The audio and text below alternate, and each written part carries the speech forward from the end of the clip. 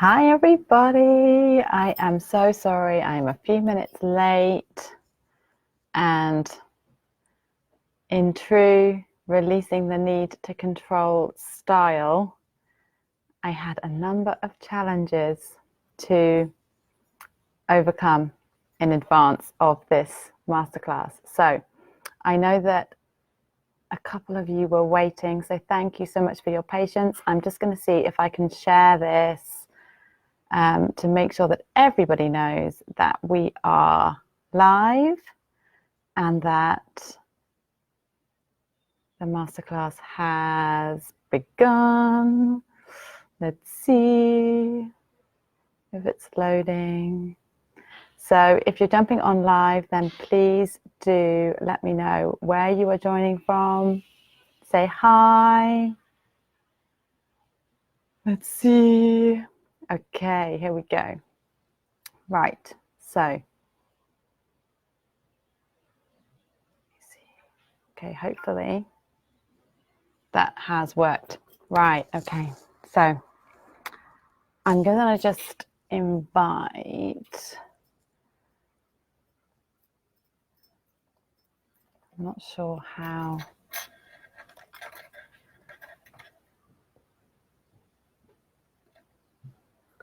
easily this comes up on Facebook on the notifications. So anyway, I'm gonna get going. Oh, so welcome to this masterclass. This is all about releasing the need to control. So, okay, do let me know if you're joining live. Tell me in the comments, say hi, say where you're joining from. And I think a lot of you are going to be joining the replay. So, as you're joining, I invite you to take yourself away from any distractions. If you can, take yourself away to somewhere quiet. Create some space just for you today. Because I know that if I had seen this masterclass a couple of years ago, I'd have said, yeah, that's what I need. I need to learn how to release the need to control. Show me what I need to do that. And I would have been thinking, right, get my notepad out. Let's see, what steps do I need to take every day to stop feeling like I need to control everything? So that's not what this is about. Learning to release the need to control is really learning to not do that, to unlearn those tendencies, to unlearn all of those things, all of those patterns that you just automatically launch into every single day. And as you launch into the same thought patterns, the same behaviors, the same decisions, you get the same results. So right at the beginning of this class, I'm here to manage your expectations and to let you know that releasing the need to control is much more about creating space, much more about unlearning all of those strategies that you just implement automatically every day, which actually don't serve you. If they serve you, then great. You probably wouldn't be here. If you're walking your soul path and you're having an amazing, on fire, incredible time, then that's amazing. Keep doing what you're doing. But if your life is not matching up with what you're desiring, if you're feeling incomplete, if you're feeling like you're lost, like something just isn't adding up, the things are just not coming together in the way that you hope that they would, and really know deep inside of you that they can. So if that's you, then something needs to change. And the thing that needs to change is not becoming more spiritual, becoming, spending longer doing the spiritual stuff. Because I'm just going to touch on this really briefly, but releasing the need to control really, really, really fundamentally comes down to balancing the masculine and the feminine energies within you. And when you're in controlling mode, you're acting from fear, and your masculine is out of whack. Your masculine is running the show, but from a place of fear. The wounded masculine is running the show. So in order to bring the masculine and the feminine back into balance so that they actually work together in harmony and do this amazing dance together to create exactly what you want to create on this path, you really need to start listening. And you can't listen when you're doing. You can't listen when you're doing.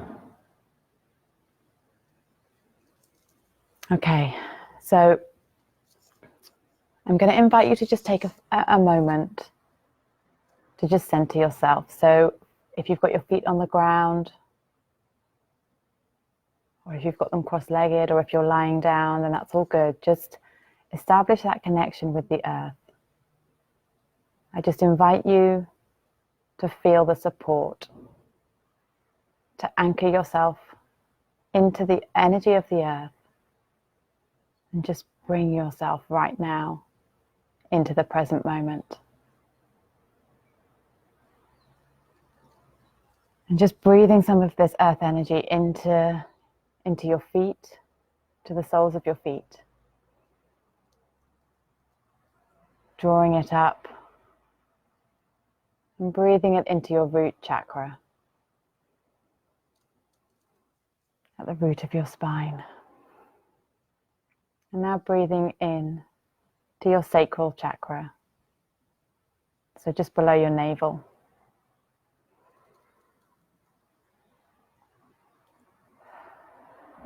Breathing some of that earth energy into your solar plexus, just below your rib cage.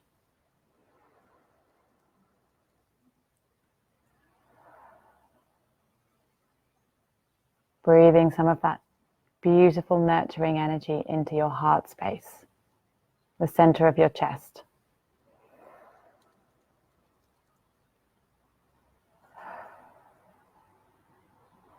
Moving up and breathing in to your throat chakra, just in the center of your neck.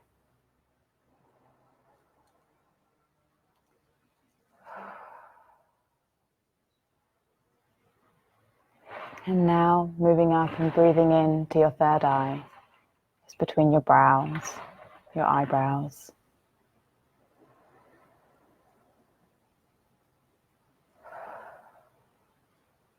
And now moving on up to your crown chakra, at the crown of your head. And just drawing that earth energy with your breath into that crown chakra.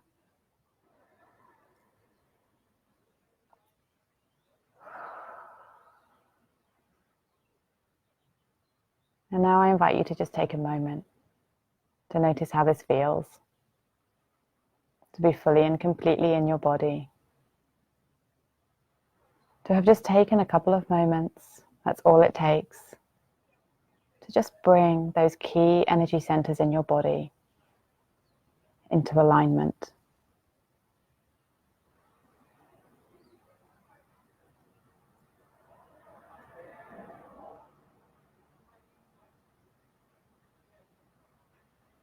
Okay, and now I just invite you to take a moment to place your hands, your two hands, in a downward triangle. So you can put your thumbs together and your index fingers together and just holding your hands in this position and just placing them around your sacral chakra. So down over your womb space. And just gently pressing a bit of pressure, applying a bit of pressure in that area. Perhaps you need to, if you're sitting down, you might need to widen your legs a little bit to allow yourself to drop down into that area.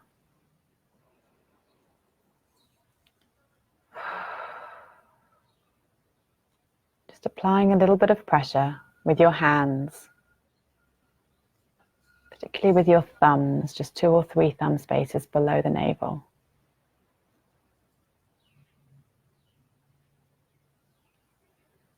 Stimulating that area. It's the sacral chakra, but it's also known as the hara. It's a very, very important energy center. It's really the doorway between your body and your soul. So if you're someone who is really, really looking to connect and connect with and walk your soul's path, if you're really ready to let go of attachments to, really what that might look like, you need to start listening. And you need to really connect with this part of your body, with this part of your energy field. Because this energy center is hugely powerful.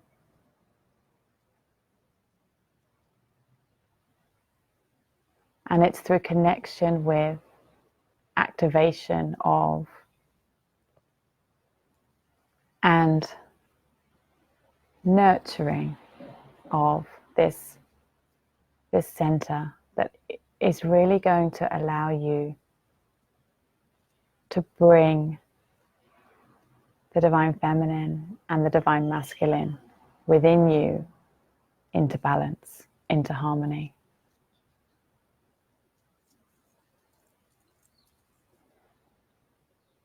Now I'm going to share with you a sound. The sound is spelt V-A-M, but it's pronounced V-U-M. Vam.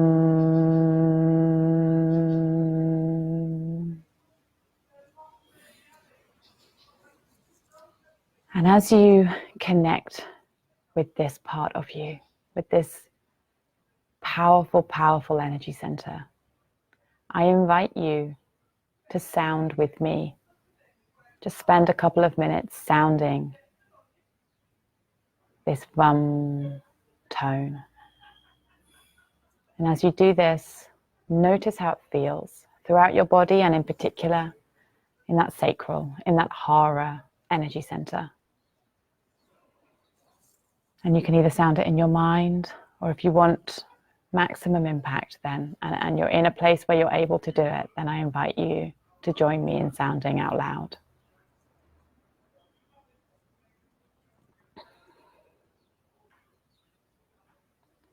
Ram.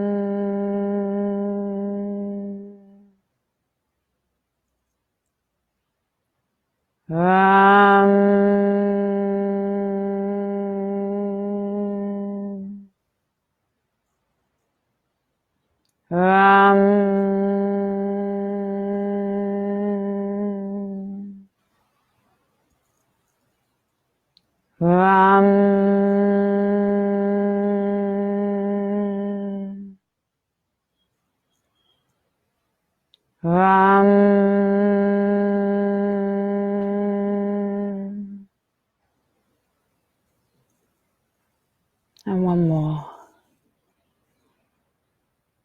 Ram.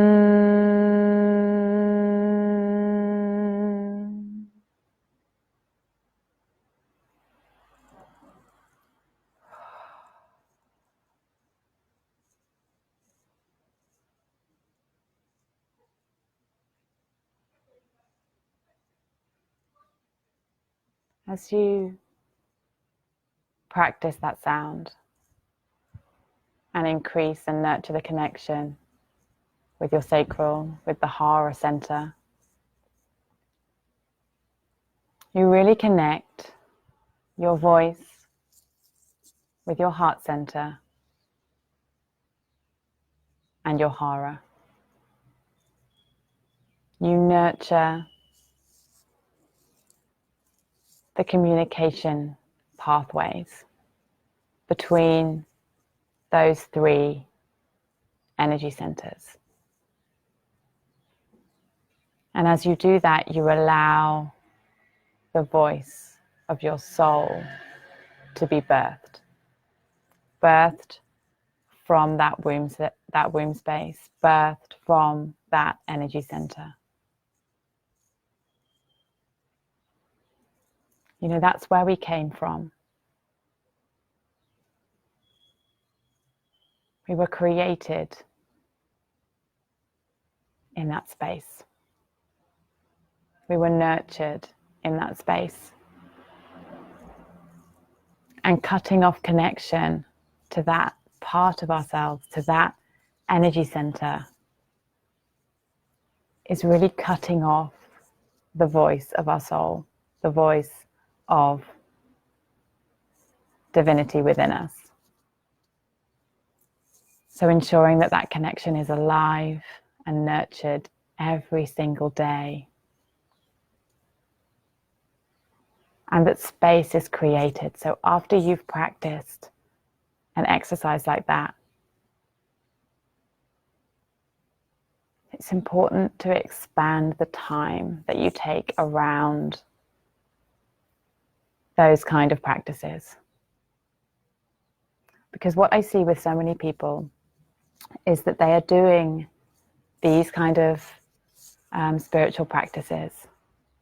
Perhaps they're creating crystal grids. Perhaps they are meditating daily. Perhaps they're doing these kind of sounding practices. But as they do that, they're doing it as if to tick off something on a list. They're doing it because they feel that they need to do it in order to create a particular outcome. And that's not what this is about. The purpose of connecting with that part of us, the purpose of birthing our soul creations into the world, voicing the message of our soul, spreading our gifts, sharing our gifts, the purpose of that is not to create a particular outcome. It's not to create, the money to go and buy your dream home, or it's not about the external result. It's about how you feel in this moment. And in the simplest possible way, if you're expanding and growing at a soul level every single day, your overall satisfaction and fulfillment in your life is going to be up here. It's going to be so high. But if you make the purpose of your life that car or that house or that holiday or whatever it is, if you make the external outcome or the number of clients or the income goal, if you make all of those things your purpose, you're going to be so disappointed and you're going to feel so unfulfilled. Make the purpose your soul's growth. Make the purpose walking the divine plan for your life. So that said, You might be thinking, well, that's easier said than done. That's what I want to do. But every day I wake up and I'm not seeing the results. I'm not getting the clients. I'm not, seeing the changes in my relationships that I want to see. The money's not flowing into my bank. So then I start to lose my faith. I start to lose my trust.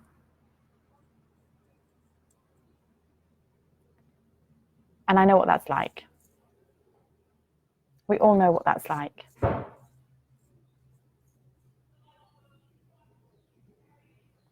So how do you keep going in between?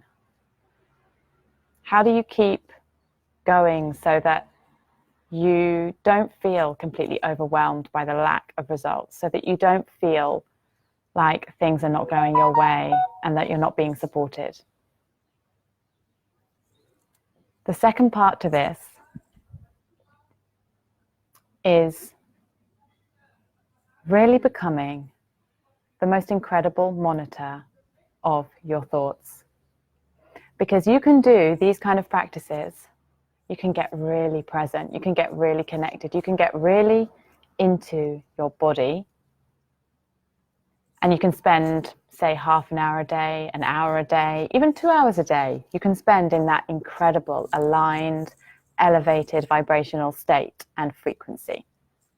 And then you can spend the rest of the day in this plummeted frequency of fear and anxiety and worry, and you may as well have not done the first bit at all. So you really need to start bringing this continuous practice of monitoring your thoughts into your daily life, every single second, every single minute of the day.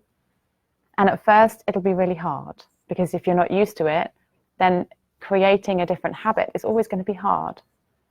It's always going to feel hard, but it's ever so simple. And what you are going to find is that if you ask, so it doesn't matter what your beliefs are. If you believe in God, Goddess, you believe in the higher power of nature, Mother Earth, Source, the universe, I don't mind what it is. It doesn't matter. Even, love, or the divine within you, the highest version of yourself, whatever that divine connection is that you are able to establish, ask that energy for the mantra that is going to keep you on track throughout the day and allow you to come back to a state of alignment with your soul's path throughout each and every day. Ask for that. Give me, in a clear and unmistakable way, the perfect mantra so that I can keep my thoughts in check, so that I can keep in alignment with my soul's path every single minute of the day. Ask for that. Pray for that. Ask for it until it comes. And don't stop. Don't stop asking for it until you get it. And then one day you'll read something. Someone will say something to you and you'll say, that's it. And then you'll keep repeating it. And that won't be the mantra that's going to take you to the rest of your life in this lifetime. It's going to change, it's going to evolve as you grow and expand. But right now you need to ask. Just ask for the mantra, the affirmation that is yours. The right and perfect affirmation or mantra that you can repeat throughout every single moment of the day to keep you on your divine path. That is absolutely key. And if you miss that bit out and you just go back to letting your thoughts worry, go away with yourself, you'll just spiral into worry and fear and lack and scarcity. because your thoughts are your power. Your thoughts are your power on this earth. Your thoughts and your words. And the sooner that you start to embrace that, accept it, and allow yourself the privilege of using the power that you have to support your soul's growth and to support you on this divine path, the quicker that you're going to really start to see results in your external reality. So the only other thing that I want to say about using words is that when you want something, there's no point using an affirmation, and that's why I've asked you to ask for your unique, right and perfect mantra, because there's no point me giving you one. There's no point me saying, oh, well, it would be really good if you used this, because this works for everybody. Say, I am walking I wake up every morning and I live the divine plan for my life. That might resonate with somebody, but it might not resonate with somebody else. And an affirmation that doesn't resonate with you, that doesn't set you on fire inside, that doesn't ripple throughout your body and really, you can really feel the resonance of it at a cellular level, it's not going to do what you want it to do.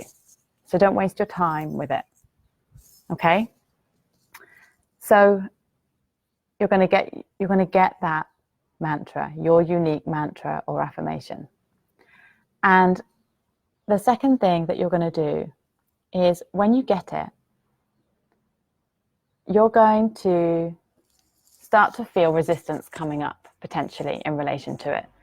So as you start to connect with what your soul is calling you towards, what your soul is calling you to step into, the natural response at varying times throughout the day, every single day, is going to be fear, worry, anxiety. It is going to come up, but it's going to come up because you've asked for the right and perfect mantra. It's going to come up at the right and perfect time, in the right and perfect way, and it's going to be there to serve you. It's not going to be there to throw you off. It's not going to be there to be squashed down, because that's not the vibration you want to be radiating in order to attract what you want. It's there to be acknowledged. It's there to be seen. It's there to be felt. But it's there to be then recognized as something which is coming up as something which isn't in alignment with what you want. And so then you just ask for it to be let go. You just offer it to whatever that divine energy is that you work with. Whether it's your higher self, whether it's love, whether it's source, whether it's Mother Earth, you offer those feelings. You say, okay, I can feel this fear. I can feel this anxiety. I can feel all of this worry coming up. And I'm offering all of this now, in this moment, over to love, to be transmuted, so that I may go free and walk my divine path, or so that I may go free to embody love, or so that I may go free to have plenty, or so that I may go free to live in perfect health, or that I may go free to shine in my gifts. You go with what resonates with you, but the most important thing is to embrace those feelings. Don't resist them. Offer them over to that divine power, to love. And then say, I go this way. I go free. I go free. I offer this to you to be transmuted, and I go free. And it's really important to follow the offering with what you're choosing, because that really helps to cement and reinforce your new neural pathways and create new pathways that then create new thought patterns, that create new choices, new decisions, new opportunities, new behaviors. but it's a daily practice, and it has to be unique to you. And it starts with you finding that unique mantra or affirmation. Unless you feel called to do it some other way, in which case, listen. Listen to your intuition. Listen to the guidance that is being birthed into this world from that womb space area, from that energy center.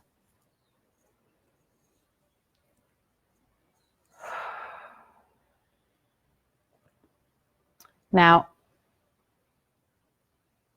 when you are thinking about a desire, this is the final thing I want to say about words. When you are thinking about your desire, you want to be detaching from it. And the best way that I know to do that is to broaden it, to ask for the right and perfect home for you, to ask for the right and perfect clients for you to find you, to ask for the abundance, the money, the supply that is yours by divine right to come to you. To not get too specific.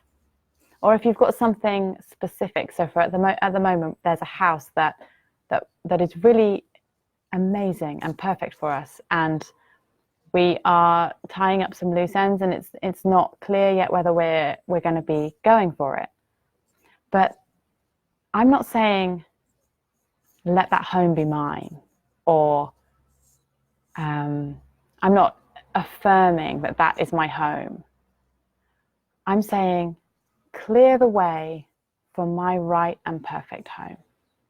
And then in relation to that specific home, I'm saying if that home is mine by divine right, then let it come to me in the perfect way at the perfect time. If it is not mine by divine right, send me the equivalent at the perfect time in the perfect way. I don't want anything because I'm forcing it by personal will. Because you've got the power to do that with your thoughts and your words. But I don't want that stuff. I only want the stuff that is mine by divine right, because I am committed to walking my soul's path. I am committed to walking to living the divine plan for my life.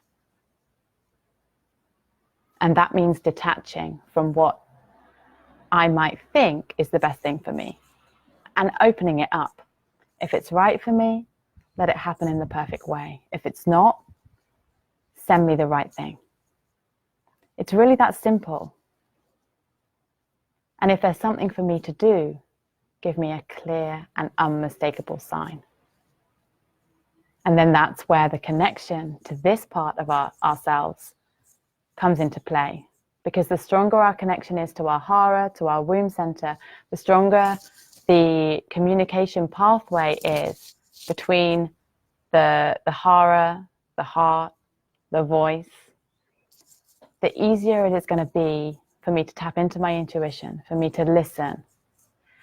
And most importantly, this area, this womb space area, is the source of courage. When that area is in full and complete alignment, there is no place for fear. So it's in nurturing that connection, in really, really nurturing and expanding that energy center that helps you to have the courage to walk this path. Because walking your soul's path means what we've talked about today, really letting go of the need to control, really letting go of attachment to specific outcomes, specific homes, specific client avatars, specific whatever. Like, it means letting go of all of it and committing 100% without any room for anything else. It means committing to what you're here to do, to what the divine plan for your life really is. Oh, okay, right. I'm going to leave it there. If you have any questions, please feel free to leave them here in the comments and I'll come back to them, or send me a private message afterwards. Now, I am opening up 2 spaces to work with me in my personal VIP mentorship. So if you would like to be supported more on this journey, if you're done with trying to create the outcomes that you think you need to create, if you're done with trying to implement the strategies that other people say have worked for them and they're going to work for you, then I invite you to message me and we can arrange to have I do a free connection call where you can get to know me, I can get to know you, and we can work out whether we're a good fit to work together, to walk alongside each other as you really grow and expand on your divine path. So I'm sending you so much love, and I wish you a wonderful, wonderful rest of the day. Mwah. Bye.